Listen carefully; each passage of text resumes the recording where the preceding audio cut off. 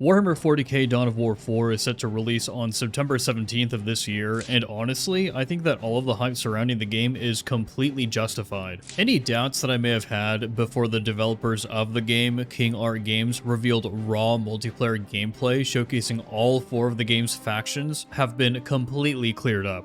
I'm Jefficus, and I've been a Warhammer 40k fan ever since I played the original Dawn of War way back in 2004, and I'm excited for another generation of gamers to experience something similar here. But what exactly is Dawn of War 4 bringing to the table? Why should we be excited for this game when Dawn of War 3 was so awful? Well, let's dive right into everything that we know about the game's gameplay, story, and its future. The gameplay of Dawn of War 4 is inspired by the original Dawn of War, but it doesn't play exactly the same. Additionally, it's not going to play like Dawn of War 2 at all, and it's definitely not going to play like Dawn of War 3 at all. I'm not sure what Relic Entertainment was thinking when they made Dawn of War 3, but it really seemed like they wanted to make the game into an esport. Whenever you were playing it, it felt like you were playing a Warhammer 40k variant of StarCraft 2. Dawn of War 2 didn't quite hit the mark either, specifically because the pacing of the game is dramatically different. Dawn of War 2 focused very heavily on micro gameplay, basically the moment-to-moment gameplay of the combat that was happening between your armies. It lacked macro RTS mechanics such as building and research, which meant that the entire game's focus was specifically centered on combat. This is fine, but it's also formulaic. If your opponent brings out a certain unit, then you're going to want to counter it with another specific unit. Macro elements such as research, base building, and map control are extremely important in great RTS games, because if you're doing those things,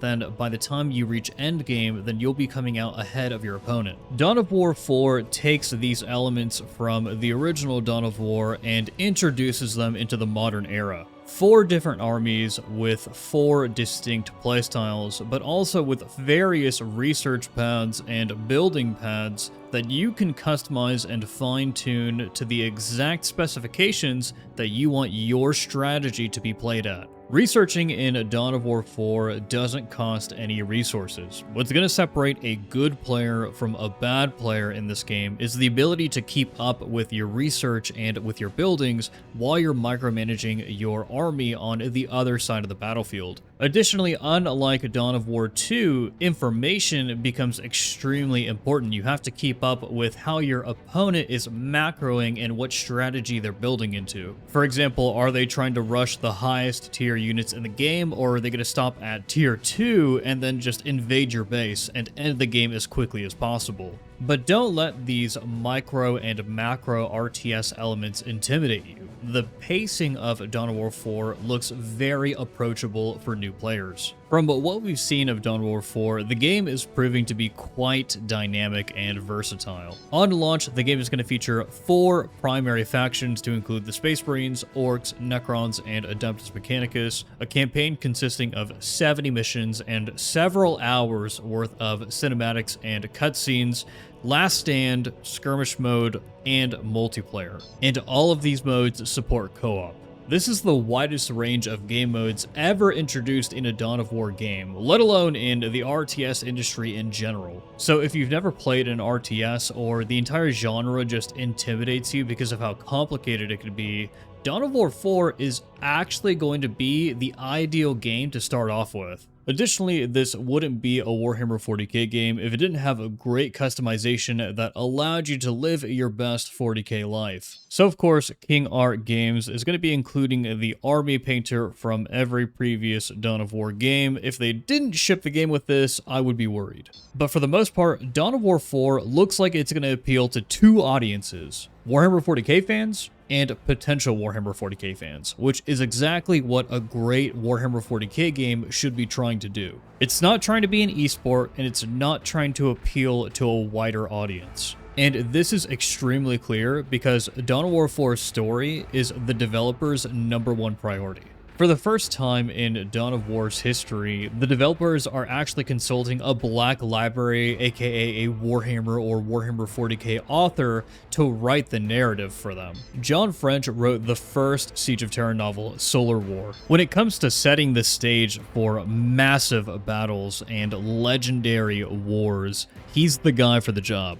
Additionally, Games Workshop has come a really long way since the original Dawn of War game. Many of the more massive 40k games are crafted to fit into the mold of the overarching narrative of Warhammer 40k. We've seen this with how Space Marine 2 directly contributed to the overarching story of the Ultramarines with Captain Titus, and how Darktide introduced the Alpha Primus Skitarii for the Adeptus Mechanicus. Dawn of War 4 is taking it to the next level. Not only are they going to continue the story of the Blood Ravens, who are personally my favorite Space Marine chapter, but they're also introducing the Dark Angels and the Lion. To give you an idea of how serious Games Workshop takes the story or narrative of Warhammer 40k, the game studios of every Warhammer 40k game or Warhammer game period need to meet with Games Workshop every single week so that they can make sure that the games or the content that they're developing for those games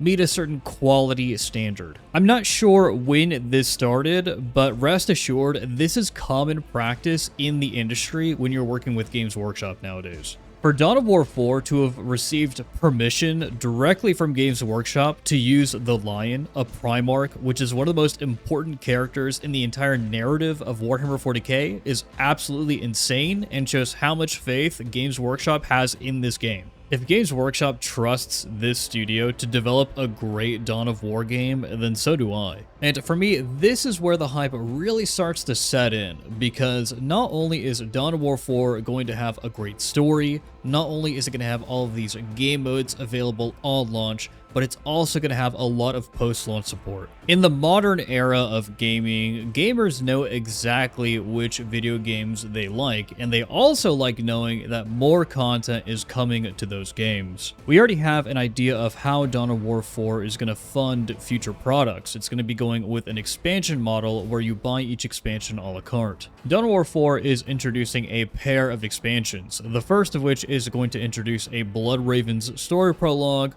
while the second expansion is going to expand the campaign and introduce a new faction. My bet is that they're going to introduce the Chaos Space Marines, because Warhammer 40k does not exist without the struggle between the Imperium and Chaos. Additionally, the game is going to be receiving a ton of post-launch support in the form of free updates as well. After launch, the game is already slated to receive 4 different map packs, in addition to Crusade mode, the mission editor, and 2 different commanders who are going to be playable in The Last Stand and Crusade mode. Crusade mode takes heavy inspiration from the Dark Crusade or Soulstorm expansions, specifically the stories from those games and how they were played similar to a Total War game, where you had an entire array of provinces or planets and you conquered those provinces for specific bonuses to your armies. As for the mission editor, we're just going to have to wait and see if it's as in-depth as Halo's Forge mode or Warcraft 3's map editor. Entire genres of games have been created from the custom games made in games like Warcraft 3, where they gave their audience of players the tools to create those games. But with all that being said, Dawn of War 4 is absolutely worth the hype. The gameplay is looking good, the story is looking good, and the game already has a plan for the future. Guys, let me know what you think down in the comments below. Don't forget to like the video and subscribe to the channel if you love Warhammer 40k or Dawn of War. This has been Jefficus. I appreciate your viewership, and as always, the Emperor protects.